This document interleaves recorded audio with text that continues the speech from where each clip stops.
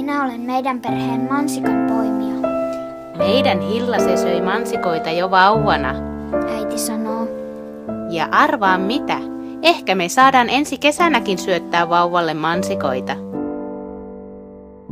Syökö äiti ensi kesänä mansikoita vain vauvan kanssa?